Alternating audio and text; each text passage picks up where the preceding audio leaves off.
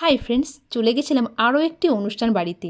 প্রথমেই কিন্তু দিয়ে দিয়েছিল খাবার পাতে গরম গরম ভাত, আর তার সাথে মাছের মাথা দিয়ে পুঁই শাক। মাছের মাথা দিয়ে পুঁই শাক কিন্তু আমার অলওয়েজ ফেভারিট, আর এটা খেতেও কিন্তু অসাধারণ হয়েছিল।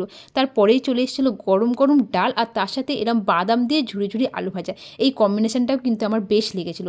আর তারপরে এসেছিল ফুলকপি চিংড়ি দিয়ে আলু দিয়ে, ছোট্ট ছোট্ট চিংড়িও পড়েছিল বেশ 3-4টে আমার পাতে। আর এটি খেতেও কিন্তু অসাধারণ হয়েছিল।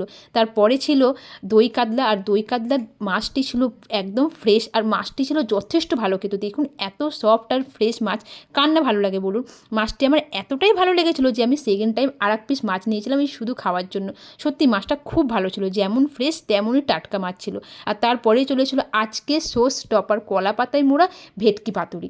এটি কার কার ভালো লাগে অবশ্যই কমেন্ট করে জানাবেন। আর দেখুন মাছটা ছিল কত ভালো নরম আর ফ্রেশ, আর এই সর্ষে পোস্ত দিয়ে ভাতটা মাখিয়ে মুখে নিলেই কিন্তু স্বর্গ। হ্যাঁ, একটু ঝাঁঝ লাগবে, আর এই ঝাঁঝটা কিন্তু প্রত্যেকটা বাঙালিই ভালোবাসে।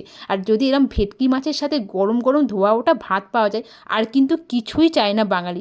আপনারা কিন্তু অবশ্যই কমেন্ট করবেন কার এটা ভালো লাগে। তারপরেই চলে এসেছিলো চাটনি, পাঁপড়, পায়েস, মিষ্টি, আর তারপরে ছিল সন্দেশ, আর সব শেষে আছে আইসক্রিম।